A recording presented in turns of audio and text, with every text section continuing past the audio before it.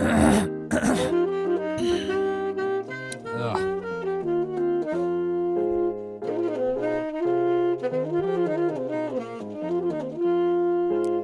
All right, can we start cutting the fucking music shorter, please? Thank you. Cut it shorter.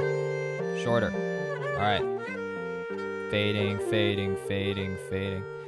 Hello, everyone. Welcome back to the Something's Wrong podcast. I'm your host, Dick Hickok, and today we are doing something new once again. It's a follow-up episode. A follow-up specifically to my review of the New York Ripper, 1982 giallo film directed by Lucio Fulci, about a guy who who kills woman with a switchblade and uses a Donald Duck voice. And that's really all you need to know about that movie, because this is something else entirely.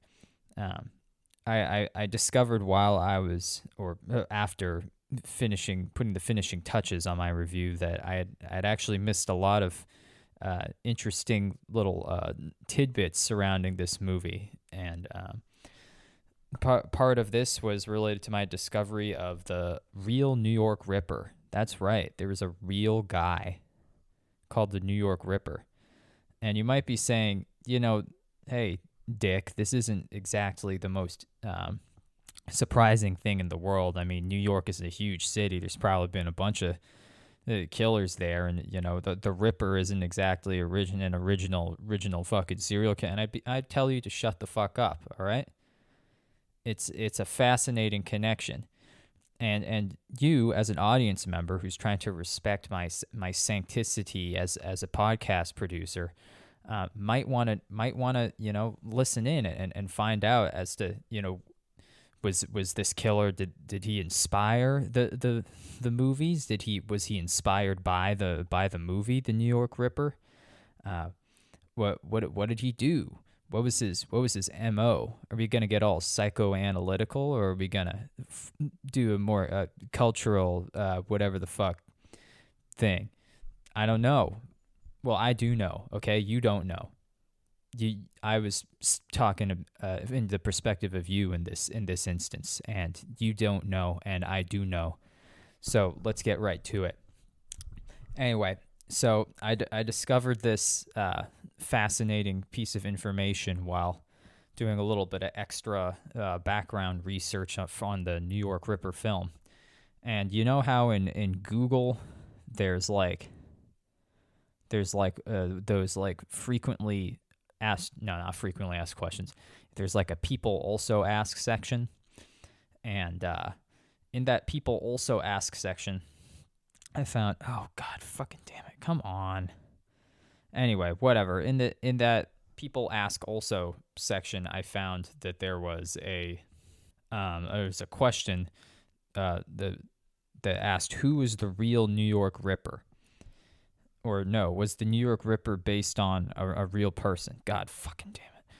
Yeah, the question was the New York Ripper based on a real person? And it led to a link to this true crime book. This, it really, I'll tell you what, it doesn't look like the most engaging piece of crime literature in the world. It kind of it looks kind of like it ripped off the cover for The Howling. If you've seen a poster or a movie title frame for The Howling, it looks like that. It's the title of the book is The New York Ripper: The True Story of Serial Killer Richard Cottingham, and it's a title. It's on like kind of a weird like fleshy almost background, like almost the color of like a Caucasian skin. And it has the title, The New York Ripper, and the Ripper is in like flowy cursive that looks like it was written in blood. And then there's 4 claw marks. There's 4 big scratch marks running down the background. And that makes you think like, ooh, animal, like werewolf or something. But no, this guy was just a dude. The author of this book, his name is Peter Vronsky. He isn't all that interesting. He just seems like kind of a weird author man who likes to find out shit about serial killers and then write about it. I've noticed that there's zero zero new and zero used copies, and it's just listed on this website called Abe Books, and there's no editions whatsoever to sell or borrow or whatever. But this got me researching Richard Cottingham, the New York Ripper, as he was called. He was also known as the Torso Killer and also some other shit. What the fuck is he called? Torso Killer, Times Square Killer. Yeah, and this is a bit of a, I mean, not entirely a misnomer. He did kill people in New York, but he also killed people in New Jersey. But you don't really there's not really a good ring for the name. For New Jersey and New York serial killer. What would that be called? The fucking the fucking East Coast shit. Fuck, whatever. Shut up. Doesn't matter. We'll edit that out. We're gonna edit that bit out. Anyway, so this guy Richard Cottingham, he killed his alleged killing spree. I guess not alleged. He was convicted. Whatever. His killing spree is thought to be from between 1967 and 1980. And in New York City, this is a time. For all you Zoomers out there, you might think New York's just the coolest place in the world with its $4,000 a month avocado toast rentals and fucking, I don't know, train. I never been there. I had too much traffic. You can't drive stick in New York. You ever tried driving stick in New York traffic? You haven't if you're, part of this new generation. But if you're from my generation or the other cool generations, then you know how to get carpal tunnel driving in traffic using a fucking stick shift on a car that runs with leaded gas. All right? You know what I'm talking about. Anyway, but New York used to be kind of a fucking post-apocalyptic disaster, or like I guess the apocalypse was like currently happening, sort of. Like there was all sorts of shit in New York. The list of there's a Wikipedia page that's just about crime in New York City, and the list is like it's a fucking like 20, like if you think of a Wikipedia page it's like a book. Like this thing is like 20 pages long, and most of it is just a list of the notable crimes. This isn't even like all the crimes. These are just like notable crimes, and they run from like the 19th century to like, today. But even the section from 1967 to 1980, which is when Richard Cottingham was, killing folks, like even that one is just, it's crazy. There's so much shit going on during that time. What is this? Mafia killings, like the Gambino crime family and John Gotti, who was played by John Travolta in the movie Gotti, which I don't know if anyone watched it, but I don't know. I guess is John Travolta, him from Grease, right? From Grease and Face Off. And he played John Gotti. So just think of John Travolta when you think of John Gotti. He was like some mafia guy, whatever.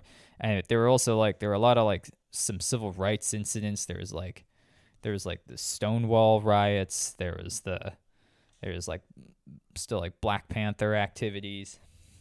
And there's the Weathermen. You know the Weathermen? They were radical Marxists who made bombs, and they were pretty they were pretty cool, I guess, if you were into that sort of thing. I wasn't alive yet, but they were kind of cool. They were like making bombs and shit, trying to make Marxism. There was the son of Sam, the son of fucking Sam was there. He was, killing people because his dog said so, or his neighbor's dog or something. And then there was like a whole list of like nasty crimes involving children kidnappings and murders, and so that's fucking terrible. But, in the midst of all this, you had Richard Cottingham. And, so I guess, in some ways he kind of gets lost in the cracks of all these big names of violence, like, the son of Sam and fucking, the Gambino crime family and, Nation of Islam. That snuck its way in there. I put that in the margins, and I didn't see that in my notes until now. And this is all before, this is 1967 to 1980. So this is all before, the crack epidemic, when people were like, oh, homicide, is on an all-time high. You look at this shit, they did, they had, murders by year on Wikipedia. And, the peak was in, 1990. The peak was, 10 years after this guy's last murder. And so it's, it wasn't even at, this time it wasn't even at peak New York crime, but you already knew that this city was fucked up if you were living in there. Anyway, the main thing you need to know about Richard Cottingham is that this guy fucking sucked. He's just out of all the bad people that I've read about in my lifetime, which is quite a few, this guy just sucked majorly. You look at his fucking photo and he just looks like a fucking grease ball. He looks like some comedian wearing a fucking fake mustache. He looks like if fucking what the fuck, Anchorman, Will Ferrell, Anchorman, what the fuck was his name? Oh, cut. Ron Burgundy. Fuck me. I can't believe I almost forgot fucking Ron Burgundy. Anyway, he looks like if Ron Burgundy got fucking mauled by a wildcat and got facial reconstructive surgery and then became shorter and fatter and worse looking. So he already looks like shit. He grew up, he was the son of a fucking successful insurance guy. He's fucking wild. He was he was working in a fucking insurance firm, and then he became a computer operator, which is basically like saying that you could shit gold back in the 1960s through the 80s, because no one knew how fucking computers work. You might as well be a fucking wizard. And so he basically he got into computers, and so he basically was just set for life as far as a job and stuff like that. And, this has fucking rich dad helping him out. He was the vice president at this fucking insurance place. And then he became a computer guy for Blue Cross Blue Shield, which, is, you might know, is at another insurance place. And apparently he worked there until he got arrested. So that's fucking crazy. Good on you, Blue Cross. Glad they're really vetting the people who run their main fucking computers for insurance. I love insurance companies, and so should you. They only have the best intentions at heart. Anyway, yeah, he's the fucking worst. Rich kid growing up, had everything going for him. Just one little problem, one little issue is that he was very much into bondage pornography, as it's listed on Wikipedia here. That means you like tying people up. And, this can be a slightly kinky if okay thing, if you do it safely and with the other person's well-being in mind, safe words or some shit. I wouldn't know anything about that, but, you hear around, especially with the kids these days with their, TikTok. You ever been on bondage TikTok? Neither have I. Anyway, the point is that he was way too into that, and, that kind of connected with a lot of his shit later on. But that's not why he's a bad person. Before he got arrested for murder, he had some other shitty crimes where he a lot of sexual assaults and stuff that later got dropped, and, because it was the fucking 70s, and if you were a prostitute, no one was going to back you up for if you put in a claim for that sort of thing. So most of the people where he did get caught, he also got caught for shoplifting. But anyway, the other ones, he had a couple where he was caught for kidnapping a prostitute, and another one for assaulting a prostitute in a sexual manner, let's say. And ended up being no complaints in court, and so the worst thing you got was a fucking $50 fine for fucking shoplifting. So Yeah, good on the police department for that. But hey, it's New York. What are you gonna do? Anyway, yeah, this guy. Third reason this guy's a piece of shit. Let's escalate a little bit. Is that one of his victims who survived was a pregnant woman who he left for dead, naked in a fucking drainage ditch. So, yeah, that gives you kind of the idea of what this guy was. So really, you're not gonna find anything really cool about this guy. I try and give everyone a fair shake when I talk about them on this podcast. Everyone knows that I'm a very unbiased individual. But yeah, you're not going to find a lot of cool things about Richard Cottingham. He was a fucking computer nerd and rapist and murderer who, like, threw a fucking pregnant woman in a ditch after, like, beating her. So, not, once again, pretty bad guy. Just got to get that out of the way. I don't want to seem like any sort of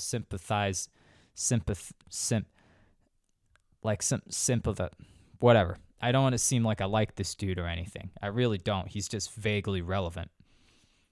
Anyway, this whole Wikipedia article I found was really convoluted because, like I said, he had a long line of murders, but they didn't catch him until like 1980. And then, like most other serial killers, he ended up confessing or like saying that he had a lot more murders. Like, what is this shit? What are these other notes? Oh, right. Oh, sorry. Hang on. The connection I wanted to make, the first connection that you might have already picked up if you watched my review of the New York Ripper, which you really should do in order to get context for this. Otherwise, you're just a weirdo listening to another man with a smooth, amazing voice talk about serial killers. And, that's on you for being the weirdo there. So you should really watch the review. If you watch the review, you know that in the movie there's a guy who, spoiler alert, ends up being kind of the red herring for the movie. You all think he's the killer or whatever. He's like this dude who has like only 3 fingers on one hand. He's really into bondage stuff. And so that's why he gets kind of like framed as the killer for a little bit. And so that's a connection right there. And what was that actually an inspiration for the movie? We'll find out in a little bit. Let me get through the fucking history part first. Right. So, yeah, he eventually got arrested in 1980, and he was brought to trial for a bunch of crimes. And like I said, this article is pretty fucking convoluted because, like, he got arrested in 1980 for attempting to murder this a teenage prostitute who he brought to a motel, and then he decided to tie her up and then torture her in the motel. In a motel apparently where other people were. It wasn't like an abandoned motel. And eventually she screamed for help because she thought he was going to kill her, which makes sense because he brought a knife and shit and tied her up. And, it's generally, that was good instincts on her part. That was Leslie Ann Odell, was the name of the would-be victim. And she cried out for help, and motel employees heard it. And instead of, in a crazy turn of events for shitty motel employees in the 1980s, they actually came to the room and tried to help out and called the police. And then the police showed up and arrested Cottingham, who I guess decided that he wasn't just going to go kill someone with a bunch of witnesses around.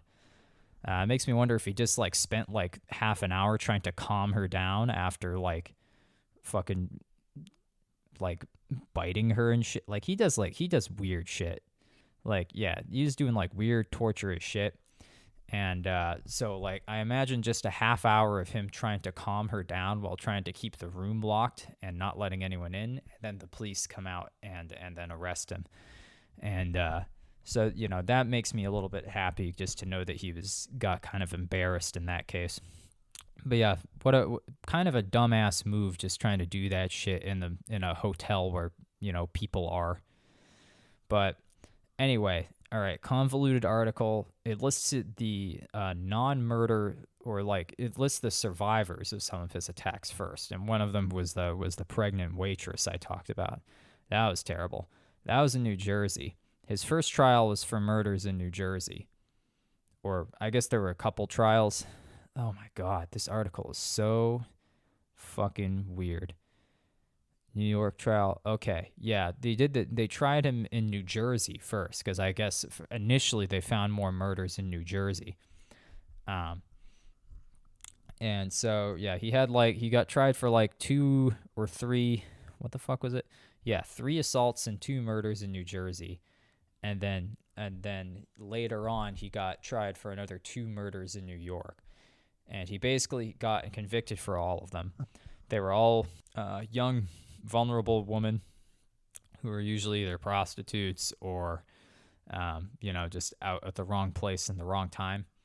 And they had basically been, kidnapped or solicited and then, assaulted and strangled and sometimes dismembered, which I guess was just why he was called the torso murderer, because sometimes he would try and dismember the victims so they couldn't be identified afterwards. But he didn't do this all the time, and so I guess it just depended on how important he thought or like how easily identifiable he thought the victims were. It doesn't really say, A lot about this guy remains a mystery, and probably better that way.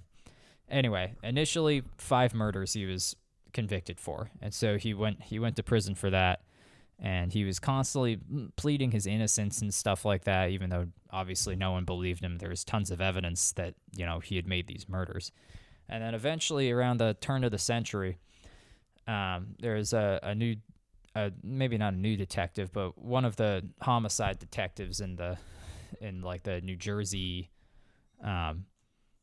fucking field office, Bergen County prosecutor's office. Yeah, his name is Robert Ancelotti, and he was tasked with reviewing a bunch of cold cases from the 60s and the 70s and seeing whether Cottingham would confess to them, which is kind of like a weird way to do it. I guess they're thinking their theory was that because of his history of violence and other detectives that had their suspicions, and so he decided, just hunches here. This is good old-fashioned detective work. Hunches and previous detectives' hunches.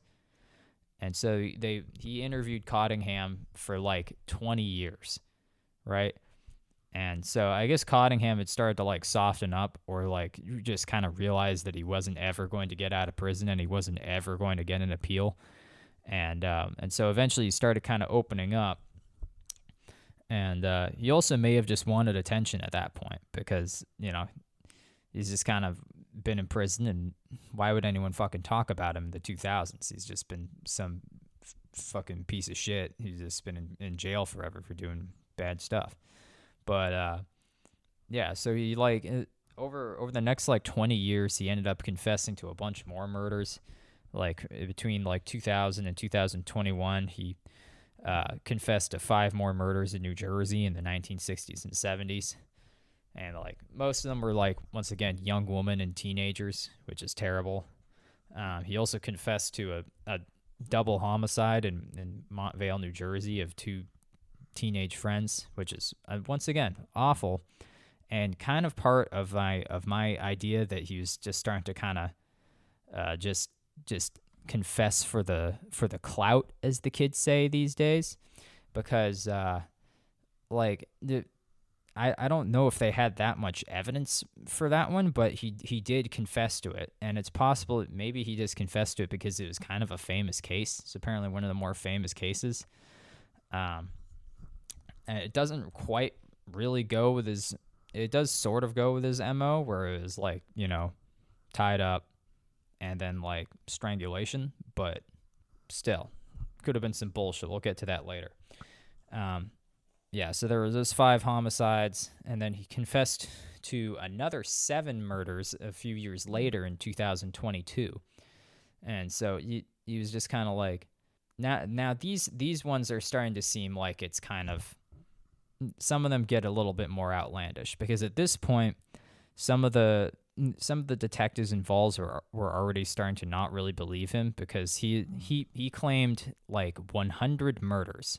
He claimed over 100 murders, which is kind of crazy to think about in that amount of time for one person, even in a place like New York, where people go missing all the time. But like really, dude, are you gonna claim like all of the unsolved woman murders from 1960 something to 1980?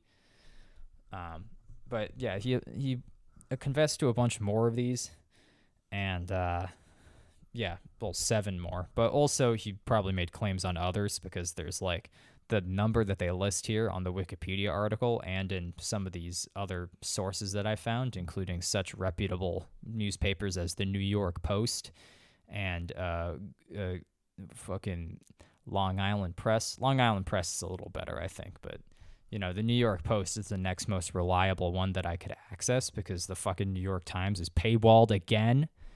Always paywalled New York Times, you know. Yeah, you know, I'm not bitter or anything, but you know, it's whatever. It's whatever. I'm not going to subscribe. I'm not going to subscribe to them at all. Anyway, right. So, yeah, he claimed that to commit another 7 murders in New York, ranging from like in the late 70s ish, like the early 60s into the 70s. But it's kind of a weird one because according to some other one of the sources that were kind of biographical, like he moved from New Jersey to New York in like the 60s, and so it's like it makes sense that some of his early murders in the 60s were in New Jersey, but then some of them were also in the 1960s in New York. But like, I guess New York and New Jersey are pretty close, so I guess he could have just taken the fucking train across the river or whatever the fuck. I don't know. Was there a ferry? Probably. And you know, he was a computer dork, so he could probably afford a car. So you know what? Once again, the distance part isn't the most far-fetched bit. The far-fetched bit is that he claims over 100 victims, and that some of these victims that he has claimed had kind of a different MO. You know, some of them were like, you know, the regular thing that he normally did, which is like, all right, prostitute, tied up, strangulation. But then there is one that was like a woman who was like about 33 years old. And in 1973, that would have made her significantly older than Richard Cottingham. And up to this point, basically all of the women who he had killed were either his age or younger. And so that makes her an outlier already. Her name is Sheila Heyman? Heyman? Yeah, I'm thinking Sheila Heyman. But she was found bludgeoned and stabbed, which is just not... This is not really quite the same thing. Apparently her husband came home and discovered her fucking head in the bathroom. And so this doesn't quite fit his MO of like... No, he's not really the type to be breaking into homes. Like none of his other killings were breaking into homes, and this would have been right kind of in the dead middle of when he was murdering people. So it's not like it seems strange that he would be like, okay, prostitute, bondage, strangle, and then breaking into a woman's home and then killing her there and like cutting off her head. Like that just seems crazy. That seems kind of crazy. And then there is another one where a teenage girl ended up getting like another bludgeoned one, and in that case the girl had not been sexually assaulted apparently, and so yeah, this is another one of his late ones. These are all the later confessions, like last year, 2022, which is weird that he's still alive, but yeah, he confessed all these in 2022. And so he kind of like, yeah, he confessed to killing that girl and then also like another famous case. And so it seems like he's starting to just kind of like just confess to shit. And apparently they don't agree, like the authorities involved didn't agree with this one, which makes sense to me because it's not the way that he normally kills people. And it's like this one was like right near her. The victim's house, apparently. Another one that was like right near the victim's house, which is not quite right. And so, yeah, I guess they just... This is because authorities did not agree with or take Cottingham's statements regarding Thomas seriously. And it's like, yeah, no shit. Cottingham's like a lying piece of shit serial murderer. And at this point, if you look at images of him that are more recent, like he's like obese, and like there's a couple of references that claim that he is in like a hospital bed. So he's like in the hospital dying right now. And like, so why wouldn't he just start confessing to shit and just messing with people? Maybe if he wanted to come clean now that he's dying, but like that's possible. But just to have all these confessions now, after years of being interviewed about this stuff, and then being like, oh, actually all of these ones, like why didn't he confess to these ones 10 years ago? Why is he just confessing to all of these ones now? So not only is this man a murderer and a rapist, he's also probably a liar too. And some would say that that's as far as my understanding of Dante's circles of hell, I think the lying part, the betrayal part, the betrayal of trust, is technically the deeper sin, and that's what's gonna get him. I don't know, what is it? Eaten alive by Satan in a tub of ice, an ice bath of the devil. Is that what that's like? What the innermost circle is, right? Anyway, he'll be getting that or like something similar to that pretty soon, because he's on his way out. But yeah, that covers basically all the shit that I was able to find about Cottingham. There's a lot of like misinformation here too. They were saying that he had killed people from like Florida up to New York, but the information that I actually found said that he had just killed like people who had come from Florida, like a Floridian woman who came up to New Jersey, and then he killed her there. So it's not like he was going fucking north to south up the East Coast on vacations trying to fucking just kill random people on the road. Like, he had a wife and kids. He doesn't have time for that shit. There's like 20 million people in the New Jersey, New York area. It's really, you don't need to travel that far. So I thought that didn't make sense, and I'm glad that I'm the superior sleuth here, and was able to find and verify things that these Wikipedia dorks couldn't.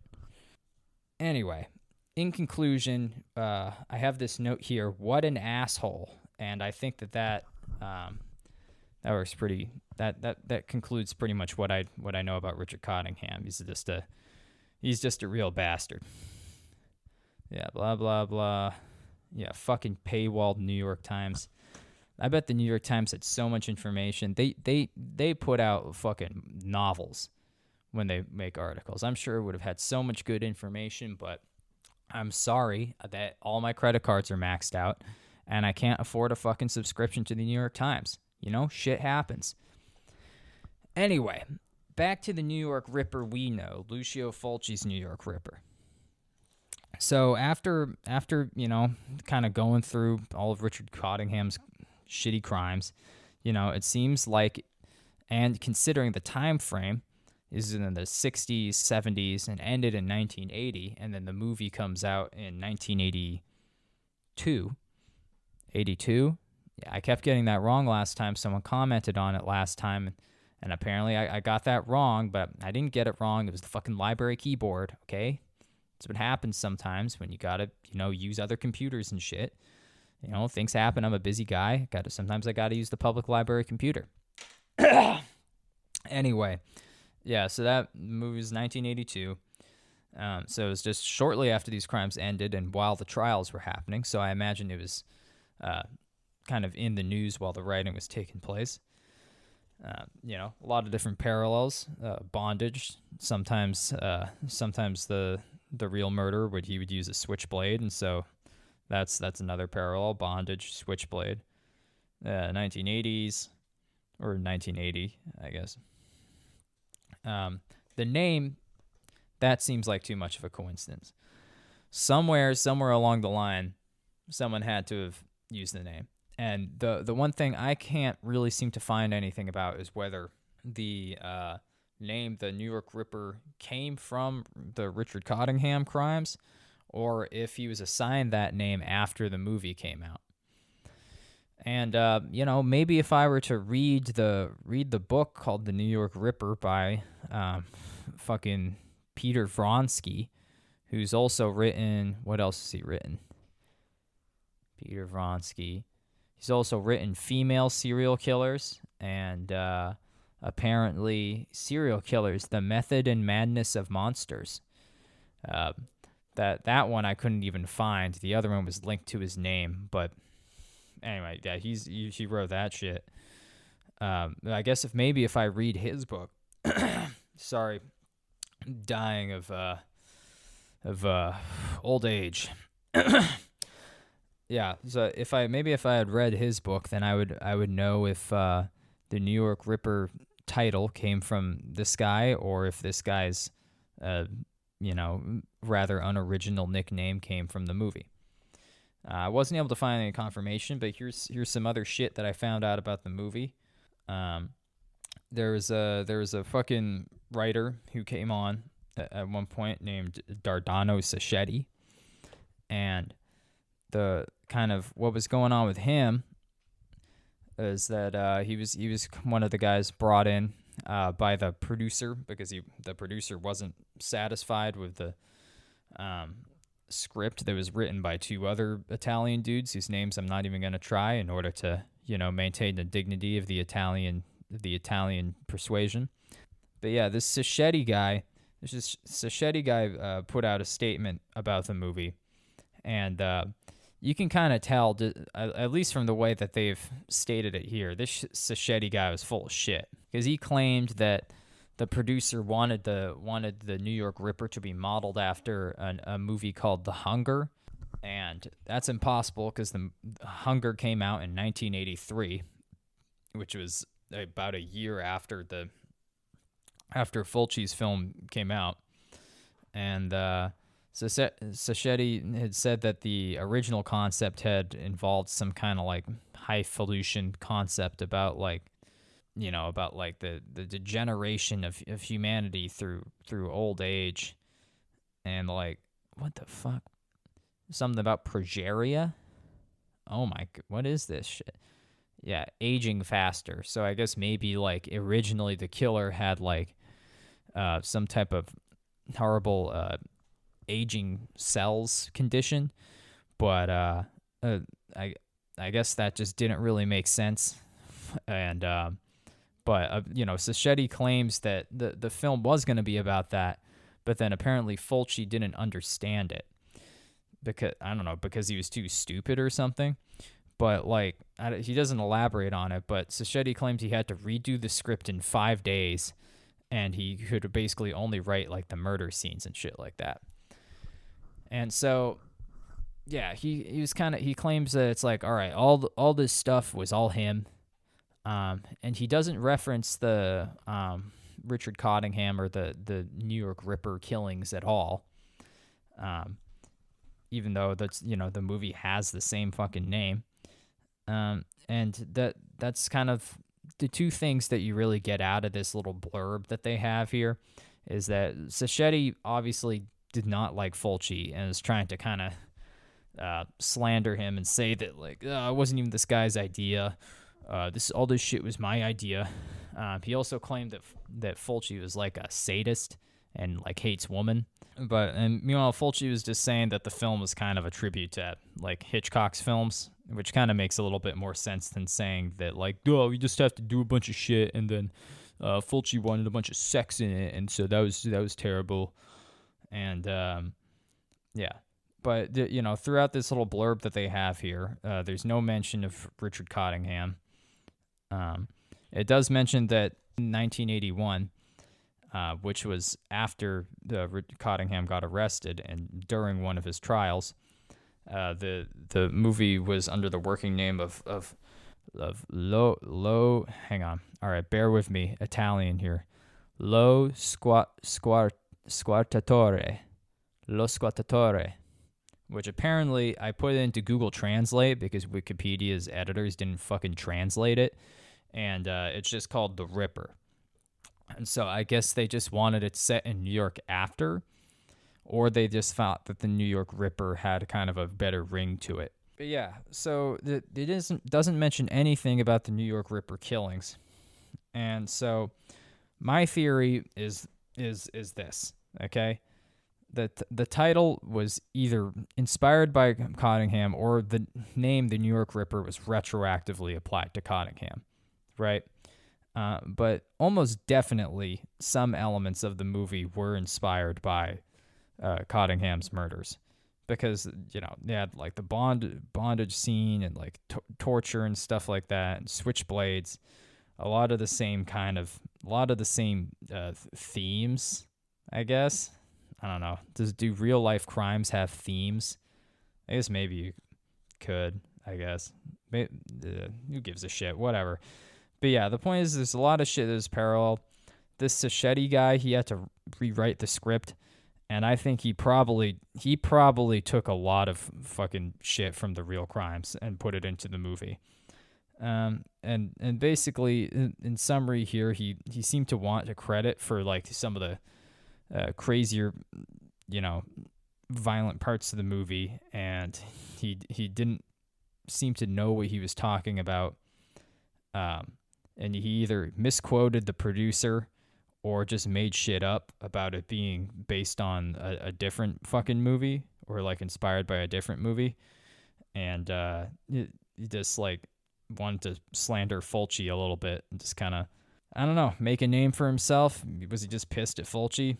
Who knows? This is fucking spaghetti slashers here. I didn't know that anyone actually cared that much to fucking try and slander another guy, for how the movie was made. Like, the fucking movie was made. Just be happy you got made and put out to the world and made money. Like, don't be a dick. But yeah, that's kind of what I've gathered here based on my highly in-depth research, mostly through Wikipedia and through fucking pulp newspapers. But yeah, really that's it. That's about it. Definitely took some elements from the real murders, but didn't want to give him any credit. And frankly, I'm fine with that, because Richard Cottingham was a dick, and he fucking sucks. All right. Anyway, I'm glad to not be talking about this fucking movie anymore, because it's just, a lot of it is just talking about gruesome shit that's going to get me wiped from YouTube and make me sound like some type of weirdo who likes to research, misogynist fucking psycho killings and shit like that. And that's just not the type of guy I am.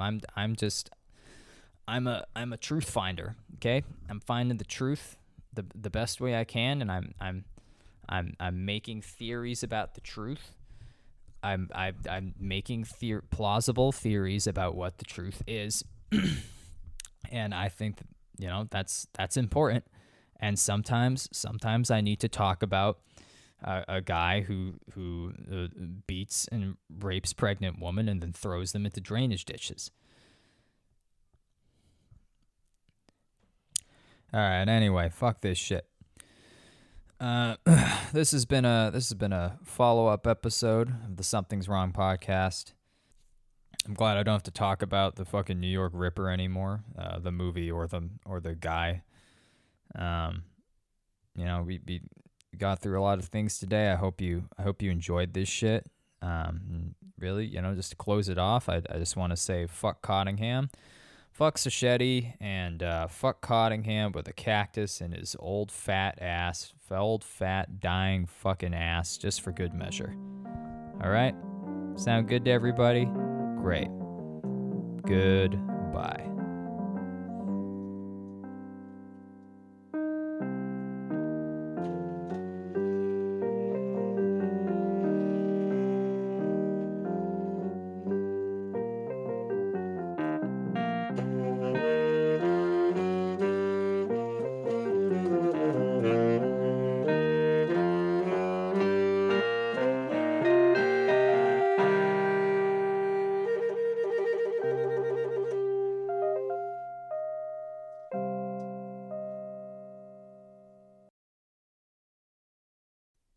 If anyone's looking for some recommendations for, breeds or species of cacti to shove into Richard Cottingham's old, fat, dying ass in his prison hospital bed, I personally recommend the saguaro cactus, mostly because it's fucking comically large, and it would take a lot of effort and really just show your passion for making this old bastard suffer. But for by cutting down a 20-foot saguaro cactus from the deserts of the southwestern Sierra Nevada or whatever, and attaching that to your fucking Toyota Camry like a fucked up Christmas tree, and taking it all the way to this prison hospital and wherever the fuck he's being held.